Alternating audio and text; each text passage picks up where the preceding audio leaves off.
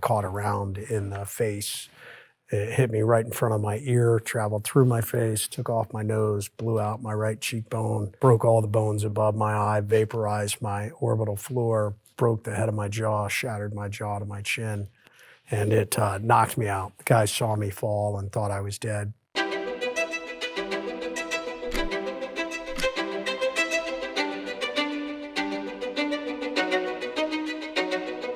I was born in a small town in southern central Ohio. I grew up in a family that was super patriotic and from a very young age just exposed to a service-based family. Someone made the mistake of getting me a fire helmet with a light on top and a siren, and it was super loud and obnoxious, and apparently I would wear that around the house all the time. My mom told me I used to say, I'm gonna be a fireman because they're brave of heart. My dad was actually the person who told me about the SEALs because I was interested in special operations rangers and Green Berets and long-range recon patrols and SAS and SBS and any of these, special operations units around the world that I was learning about. And my dad said, well, hey, having lived in the Virgin Islands, I was a strong swimmer. And he was like, there's a group of guys in the Navy, they're strong swimmers. They do some pretty crazy stuff. Their training's tough. They're called Navy SEALs. He's like, you should check them out. I was at that age, 14, 15 years old. I was a runt. I was probably 95 pounds and 4'11". I definitely did not start to hit my growth spurt till later. So for anyone to think like this guy's going to go become, a Navy SEAL or special operations, I definitely got a lot of people who kind of laughed at me with that. But something about it just grabbed me. And it was like hardest training in the U.S. military, some of the most elite secretive missions. And I grabbed onto that about 15 years old. And I just said, that's what I'm going to do. What was the recruitment process like? How complex, difficult, challenging is it? I knew how hard it was going to be, or I was not surprised by how hard it was. Don't get me wrong. But I was fascinated how many people quit within the first several days. I will never forget when I was in A school before showing up to SEAL training, there was I was in the cafeteria for lunch one day, and there was a SEAL in the cafeteria. And this guy was sitting there in his uniform with his SEAL emblem on his chest, eating his lunch. And I was like giddy like a schoolgirl, it was like meeting a rock star, and I'm all excited, and I walk up to him and I'm like, hey, Petty Officer so-and-so, I'm Seaman Recruit Redmond. I'm going to SEAL training too. I'm super excited. And he looked at me like I was an idiot and what do you want? And I said, well, I'm going to SEAL training. Do you have any advice? And he goes, yeah, don't quit, beat it. That really became the secret of SEAL training. Massively hard, freezing cold, always coated in sand. You were always uncomfortable, but you had to learn to function and you had to learn to drive through and operate in those conditions. And did you ever have during that training period a moment, even a thought where you thought, I can't do this. I'm 100%. gonna, yeah? Yeah. For me, it happened on Thursday night of Hell Week. And Hell Week, for those that don't know, is considered to be the toughest week of training in the entire U.S. military. And it is the crucible of SEAL training. And it starts on Sunday and it goes all the way to Friday. And during that week, you will get almost no sleep. The average student might get 3 hours in the entire week. You're constantly moving. Everywhere you go, you're carrying the boat around on top of your head, which the sand and the water are grinding. It's chafing your head and grinding sores on top of your head. Your neck aches. During SEAL training, normally the bell hangs in the courtyard where everybody meets and does workouts. During Hell Week, they actually take the bell off and they put it on the back of a truck and it follows you everywhere you go. So it's always right there, oh, convenient. And a lot of guys take that option. And so for us, Thursday night of Hell Week was my toughest night. We have a saying in SEAL training, it pays to be a winner. So if your boat crew wins or you win a race, you typically get a break and you get a little reward. And our boat crew just continued to lose race after race on Thursday night. And we were at the pool, and the 11-meter dive platform was up above the pool. And they decided a good punishment for us for every race was we would have to go stand on top of the dive platform. And that night it dropped into, it had gotten cold in San Diego. I went through in March of 1995, and there was a super strong wind blowing off the San Diego Bay, probably 35, 40 knots. And we were just standing up there in this 40-degree Fahrenheit weather, wearing nothing but these tiny little shorts, and already you'd been, you're cold and you're bleeding and you can't even think straight. And I remember standing up there just jackhammering, and the bell was parked down below on the pool deck, the truck, and I was like, I don't want to do this anymore. I'm done. And I was like ready to quit. And a friend was like, and I started to leave. I started to leave, and he was like, "What are you doing?" I was like, "I'm done, man, I'm done." And he was like, "Don't do that. Don't do that. Like, this will end."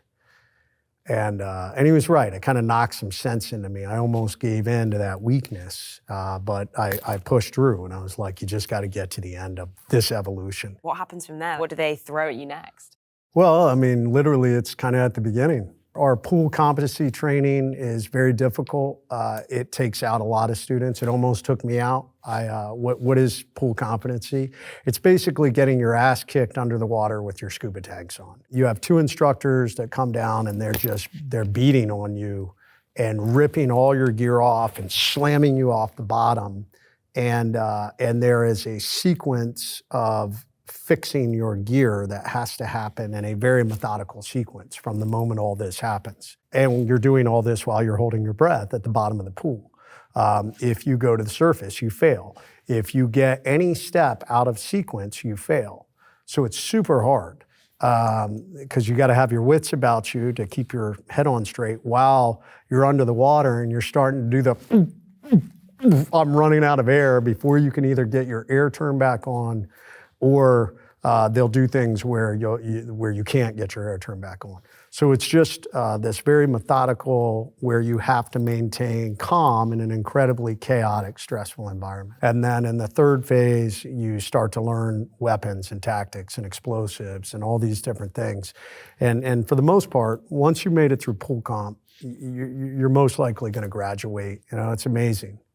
To know that you graduated from one of the hardest training that exists, and to become part of this brotherhood of warriors. What's the camaraderie and brotherhood like when you begin to work together and go on those first deployments? It's a lot of alphas. A lot of our class ended up going to the East Coast, the majority of us, and there was a lot of us from my class that ended up going to the SEAL Team 4 with me, which was cool. I remember, shout out to Scotty Norton.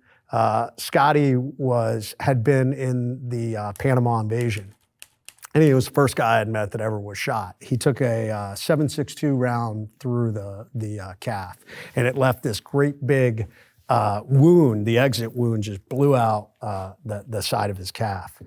And Scotty was big, boisterous personality, and we all looked up to him like he was a god, like, hey, you've been in combat and you were shot. Scotty would put like guacamole in this hole in his leg, and we'd like eat it with chips, or he'd put a shot in there and you'd have to drink it. And we thought this was amazing, like, as young knuckleheads. So yeah, that was all part of the camaraderie. What's amazing, it's not really a job. It's a lifestyle. I mean, you literally live. I would be gone. We would train all across the United States and sometimes even international, because as SEALs, sea, air, and land operations, mountains, jungles, deserts, mobility, diving, urban operations. So it required us to train everywhere. So you would be gone. You would be gone as much, if not more, on the year you were training than when you actually deployed. And you would live, eat, and breathe with these guys, to the point where you knew people's silhouette. You could see someone's silhouette in the night and you knew who it was. Their walk, the way they tilted their head. I mean, which are all critical things when you're talking about combat at night. Don't get me wrong, there were some guys in my platoon I couldn't stand. And I'm sure they hated me too, you know? But I knew they were capable. And I knew that if we were in a fight, they had my back and I had their back. How did 9/11 and the beginning of the war on terror change your career and shape the rest of your time as a Navy SEAL? In 2000, I was an instructor. I was a training instructor, and I'd done very well. I was excelling, and our training officer and our commanding officer recommended me for a commissioning program. There wasn't a whole lot going on in the world. I also had recently met my wife. We were getting married. So I was kind of at a decision point. Do I screen and go to our next tier SEAL team, or do I go become an officer? And I decided at the time, maybe it's a good time to, I had done, I think 4 deployments at that time. I'd been an instructor. I was like, maybe it's a good time and this is a good opportunity to become an officer. So I got selected for the Navy Seaman to Admiral program, one of 50 selected for this program. Me and a really good friend of mine who we had 50 out of the entire Navy. So there were 2 of us that were competing. And Bobby and I, Ramirez, were friends in the SEAL teams together. And we had only been in the program for a few months when 9/11 happened.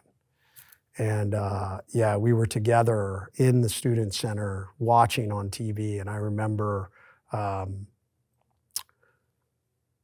looking at him saying, hey man, we're going to war. And what was that first combat experience like for you? I went to Afghanistan first. And this is where I kind of got myself off track. As a young leader, I had excelled so much in my career. We ended up getting this guy. He was a Taliban commander, and it was right outside Bagram base, and he had been firing rockets into the base.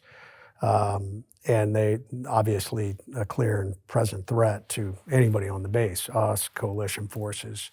So we were tasked to go get him. We did a dual target takedown, and we got him. And we found IED making equipment. We found mortar, rockets, everything, red-handed.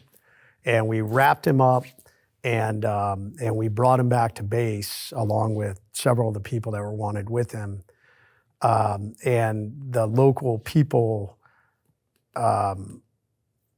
were upset that we came in the night and fast roped in and breached the target, and we took this guy off target, and they followed our convoy back to Bagram base, and you can go watch it on the news, but they tried to tear down the gates of Bagram. A huge riot broke out, and they wanted him released.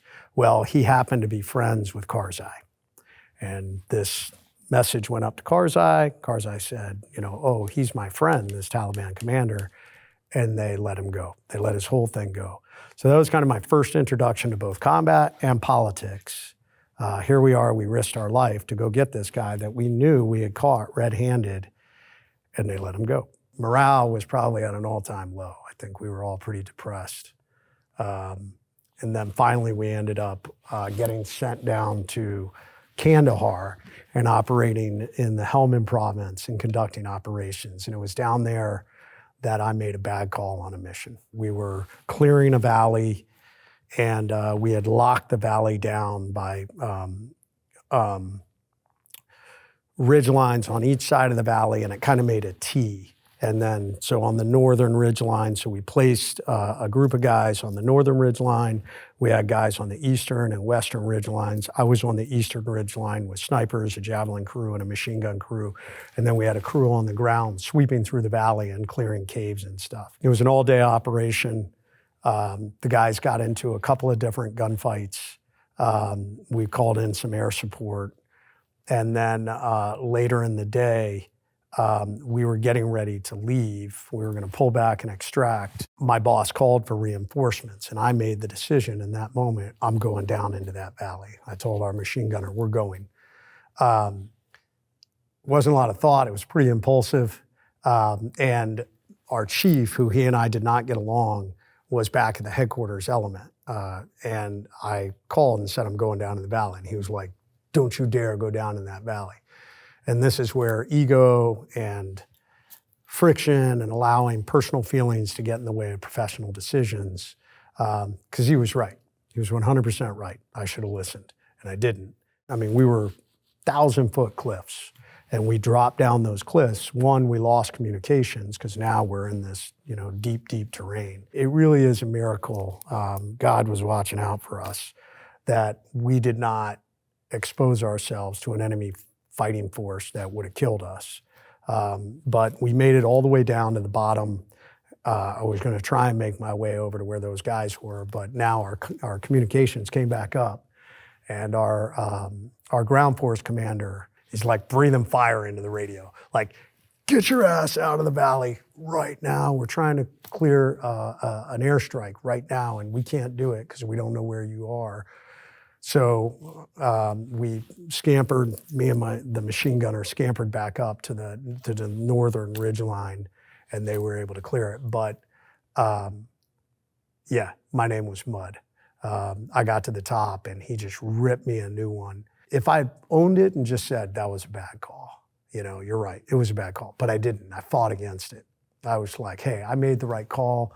I did the right thing. I went down to support the guys. And I think all of that, me doubling down, made guys go, that guy's dangerous. Let's get rid of him. They told me, we're flying you back to Bagram to meet with the commanding officer, and he's going to decide what to do with you. So that is such as a warrior and a leader, to be sent back from the front lines because you messed up and guys don't want to work with you in this very tight-knit community. I don't know if I can explain to people how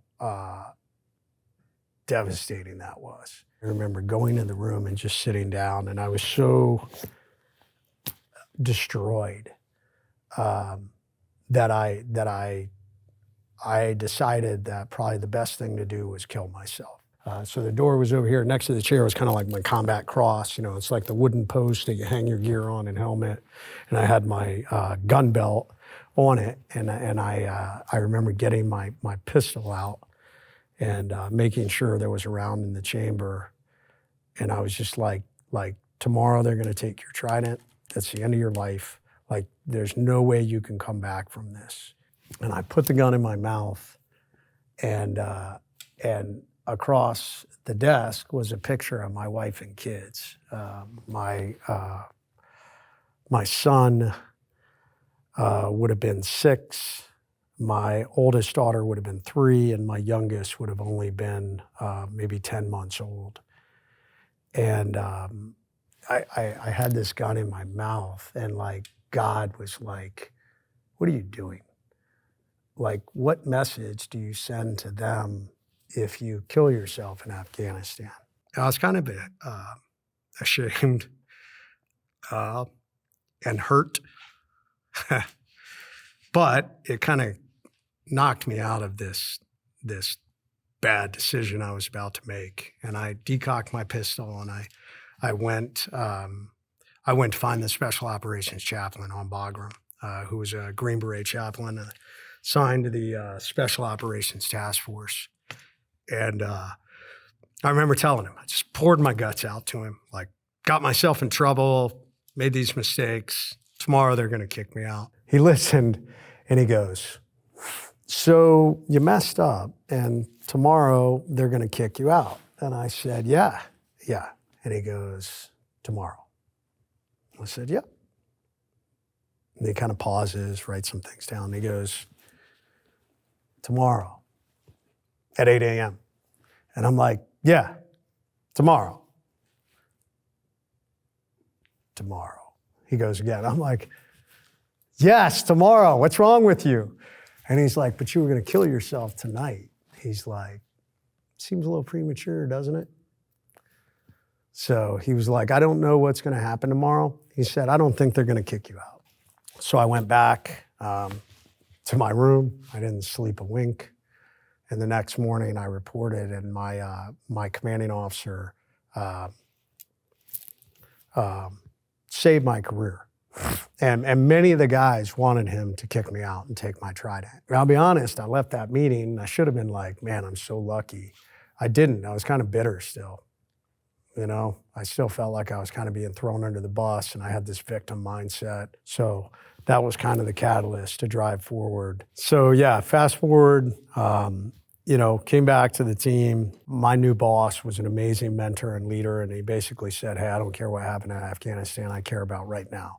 We were tasked with going to Fallujah, operating in the Anbar province with our other troop going to Baghdad. Got to Iraq, and it was heavy combat. In the beginning, we were operating almost every night.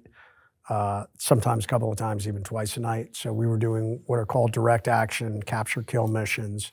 It was our job to go after mid-level and senior Al-Qaeda and insurgent leaders all throughout the Anbar province. And just a high-paced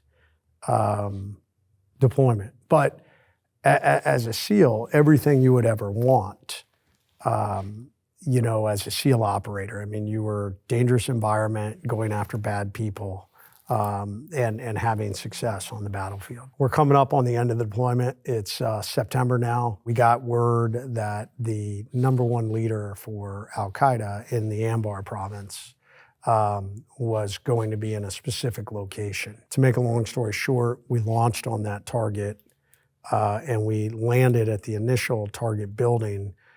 Nothing was there.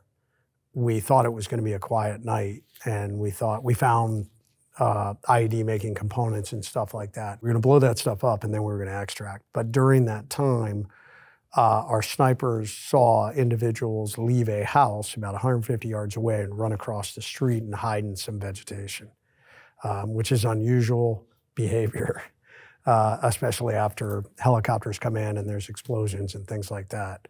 90% of the time when we saw stuff like that, they were bad people. I took my team and we maneuvered on that house, and we walked into a very well executed ambush.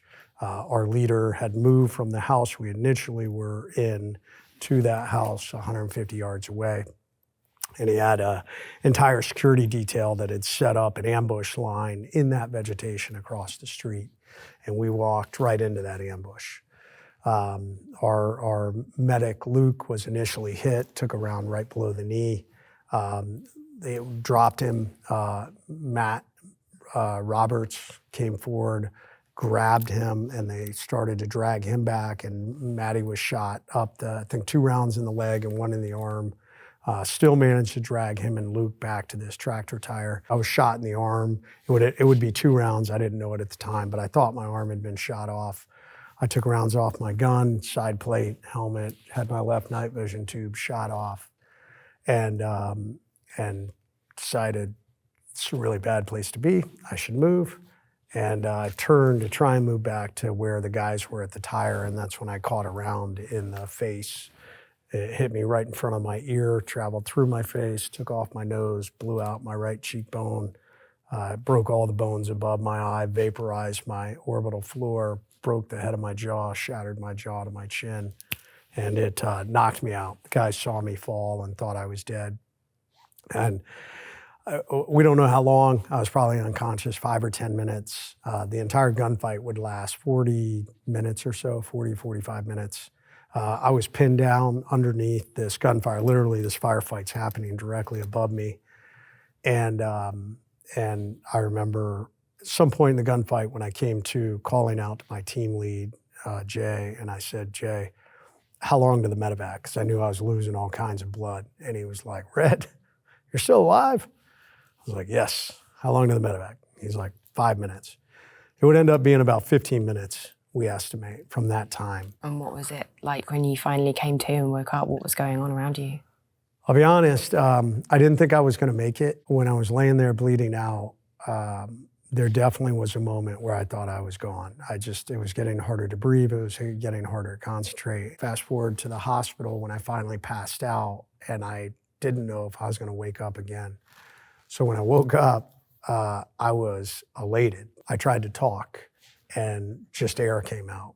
And the nurse came up and was like, Lieutenant, you're not going to be able to talk. You're wired shut from your damage. You're trached. So I said, okay, give me something to write with. And I wrote to my commanding officer. I said, hey, are the guys okay? And he said, yeah. I said, okay. Has my wife been notified? He's like, yes. I talked to her myself. And I said, okay. Do I still look pretty? And they were like, no. They made fun of me. So, but trying to keep that levity as much as I could. I would be moved from Baghdad to Balad and then medevac to Landstuhl with life-saving surgeries, all in between. I would need 8 blood transfusions from the time I got to Baghdad to by the time I got to Bethesda. And when I got to Bethesda, what originally was like, oh my God, I'm still alive, like the reality of my injuries was really starting to set in. So I remember what was elation at first really turned into just overwhelm. Like I felt like a monster. I hadn't looked at myself in a mirror. It would be, I don't know, probably at least 10 days later that I finally saw myself for the first time. I was afraid to look at myself. I was going to be disabled. I had no use of my hand, and they were talking about taking my arm and like, hey, my special operations career is over. And I was angry. I was angry that like I had worked so hard to earn my way back after messing up, to be laying in this bed and to be broken like this. The military hospital in a time of war is a hard place to be. All around me, there were all these young men and women who were shot up and broken. And I remember the kid right next to me in my room was not that I knew, my wife told me, was like a 19-year-old Army kid who had taken a penetrating wound to the skull. So he had massive traumatic brain injury, and he had this young wife and a new baby. And this was the hospital. So it was really overwhelming, and I'll never forget, man, we had some people who had come into my room. I think they had been there in the hospital, and they were just overwhelmed, and they started, the nurse came in, so they were talking to themselves kind of off to the side while the nurse was working on me.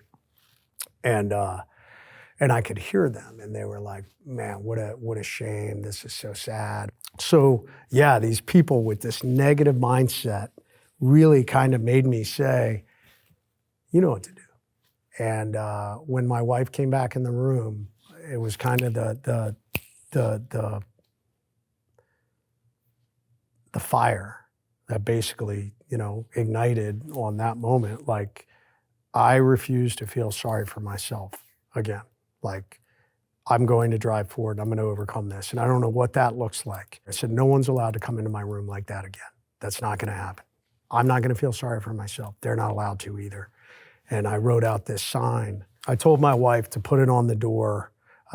It would later get described word for word on this bright orange piece of paper, that a fellow teammate took his trident off and tacked it into the bottom of the door, which someone took a picture of and sent to the national media, and it ended up going viral. It ended up earning me an invitation to the White House to meet President Bush. It's been featured in documentaries. It's been written about in books. Really, what that sign captures is the one thing that every human has. Bad things are going to happen to all of us. That's the reality. Every one of us are going to get hit by life ambushes. Every one of us are going to struggle. I mean, it's part of being human, man. There's going to be loss, and there's going to be failure, and there's going to be setbacks, and there's going to be, people are going to do terrible things to us. But the greatest gift you have as a human, your ability to lead yourself and your ability to overcome, is you have a choice. It's a choice not to ring the bell as you go through SEAL training. It's a choice to pick yourself up when you get knocked down. It's a choice to figure out how to say yes after someone tells you no. It's a choice when you're really broken to say, okay, I don't know what this is going to be like. I know it's going to suck, but I'm going to drive forward. What is life like now at this point for you? Yeah, for a while, my goal was to get back operational. I want to be an operational SEAL. I want to get back to that. And It would take 4 years and almost 40 surgeries to get put back together. And finally, there was a doctor at Duke University in North Carolina who was a renowned hand and arm surgeon, and he just said, listen to me. He said, you have an amazing outcome for what happened to you. You shouldn't have an arm. Your nerves are regenerating. He's like, you're not in a massive amount of pain. He's like, if you do this, it most likely will not go well. He said, think about your quality of life and your future and with your kids and all this. And I remember leaving that. I had driven down there by myself, and I remember leaving that. It was late in the day, and the sun's kind of setting. And I don't know. I was disappointed, but it was just, I don't know. There was kind of this peace with it also, like the end moment. Now it's time for a new beginning. I went back to my SEAL team that I was at the time, and I said, hey, I think I'm going to medically retire. But I want to finish. I think it was at 19 years. I want to do 20. I want my 20 years. I came in to do that, and they said, no problem. And by the time we had it all said and done, it would carry me to 21 years. I don't understand people that have been through combat, or they lose somebody and they lose themselves, and they allow grief to stop living. And they're a shell of the person they used to be. I think we owe it to the people that are gone to like be the best version of myself. I want to be the elite version of Jason Redman. I got a second chance. And so many people don't get that. So that's my journey now. I am grateful every day that I survived. I'm grateful for my family. My first grandchild is coming soon. Yep. And I am just thankful that I'm still here for that. Yeah, I got a second chance at life.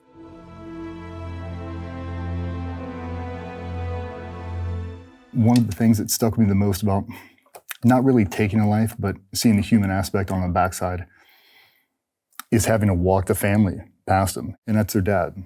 They feel the same way about him as I do about mine, same way you do about yours. Buddy, I didn't want to do that, dude. I didn't at all. Like, I'm a human too, but if I don't, he's gonna shoot me.